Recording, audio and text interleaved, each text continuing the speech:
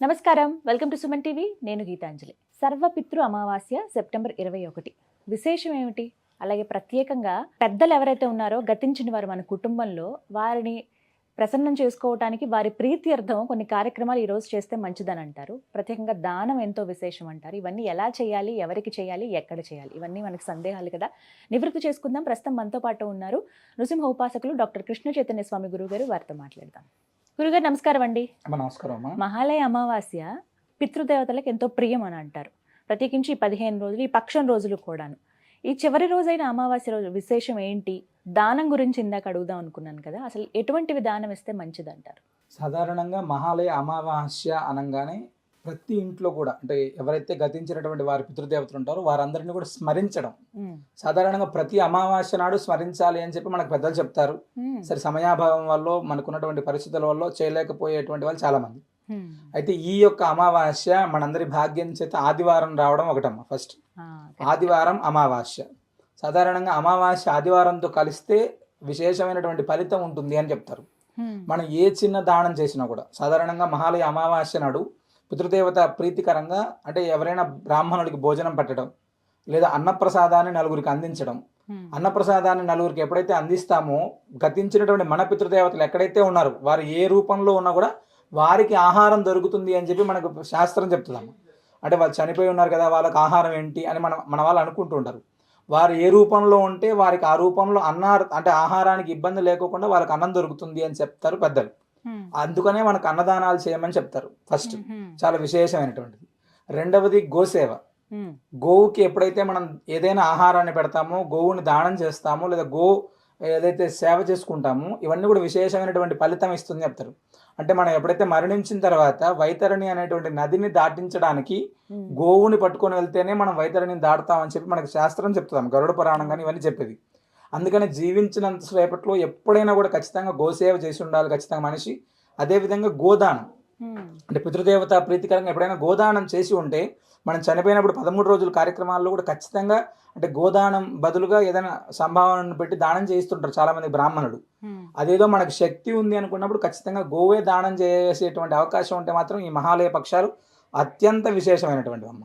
2 మూడవది సాధారణంగా అన్నార్తులు అంటే మనం ఆకలి వాళ్ళకి పెట్టడం ఒక ఎత్తు అయితే, క్షేత్రాల్లో ఉండేటువంటి భక్తులకు కావచ్చు, ఇలాంటి వివిధ ప్రాంతాలు ఉన్నటువంటి వాళ్ళకి పెట్టడం ఇవన్నీ కూడా అత్యంత విశేషమైనటువంటి మహాలయ పక్షాలు. మూడవది తర్పణ శ్రాద్ధ కార్యక్రమం. అంటే ఎవరైతే చనిపోయిన వాళ్ళు ఉంటారో వారి యొక్క తండ్రి, తాత, ముత్తాత లేదా నానమ్మ కావచ్చు, ముత్తమ్మ కావచ్చు, ఇలాగ వాళ్ళకి సంబంధించినటువంటి పితృదేవతలు ఎవరైతే ఉన్నారో కనీసం 3 తరాలు అంటే 33 మంది రకాలైనటువంటి వాళ్ళందరికీ కూడా మహాలయ అమావాస్య నాడు తర్పణ శ్రాద్ధ కార్యక్రమాలు చేయమని చెప్తుంది శాస్త్రం.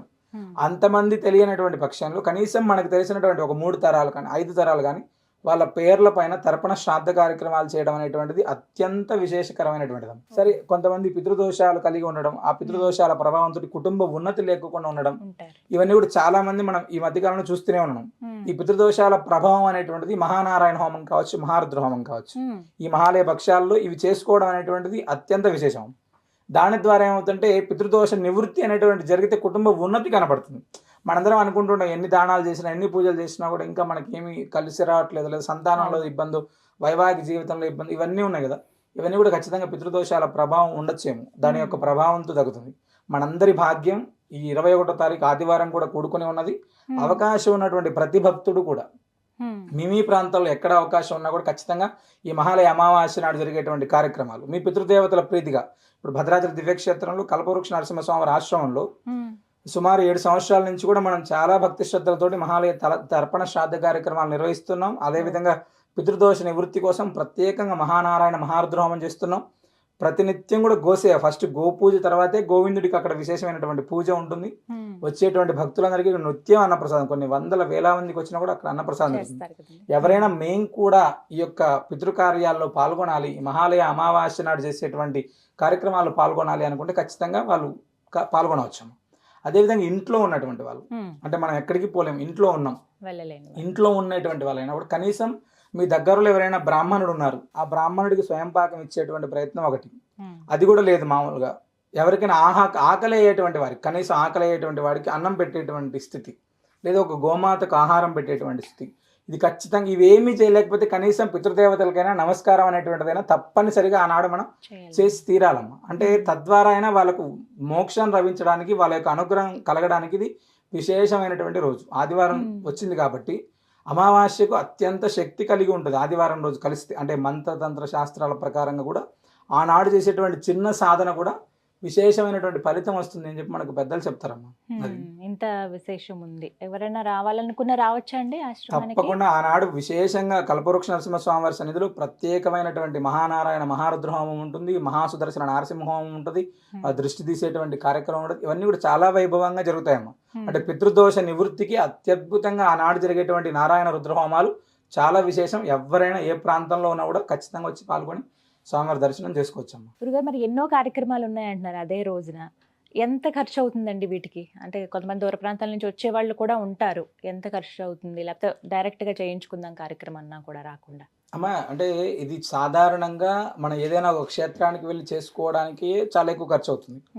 మనం ప్రత్యక్షంగా వచ్చినా కూడా చాలా తక్కువగా ఖర్చు అయ్యేటువంటి విధంగానే ఏర్పాటు చేస్తున్నాం. అంటే ప్రతి సంవత్సరం కూడా తర్పణ శ్రాద్ధం చేసుకోవాలంటే బ్రాహ్మణుని కర్తగా పెట్టి ఒక బ్రాహ్మణుడు చెప్తుంటే ఇంకొక బ్రాహ్మణుడు చేసేటువంటి విధానం. అంటే మనం ప్రత్యక్షంగా చేయాలంటే అది ఎక్కువ ఖర్చు, సుమారు 3-4 వేలు 5 వేలు అలా అయ్యే కార్యక్రమాన్ని కూడా సుమారు 1000, 1500, 2000 ఇలానే తక్కువగా అవ్వాలి, ప్రతి ఒక్కరు చేసుకోవాలనేటువంటి సంకల్పంతో మనం చేస్తున్నటువంటి కార్యక్రమం ఇది. అందరికీ అందుబాటు ధరలో ఉంటుంది. ఖచ్చితంగా అందుబాటు ధరలోనే ఉండాలి. ప్రతి ఇంట్లో పితృదేవత ఆరాధన అనేటువంటిది జరగాలి. మా సంకల్పం ఏంటంటే ఏ కుటుంబం కూడా అంటే గతించినటువంటి పెద్దల్ని మర్చిపోకుండా ఈ కార్యక్రమాలు చేయాలి అనేటువంటిదే మా సంకల్పం. చక్కగా వివరించారు. ఆ రోజు విశేషం, అందులోనూ అనుగ్రహం కావాలంటే ఆ రోజున ప్రతి ఒక్కరూ కూడా ఇలాంటి కార్యక్రమాలు చేయాల్సి. అవును. ధన్యవాదాలు గురుగారు.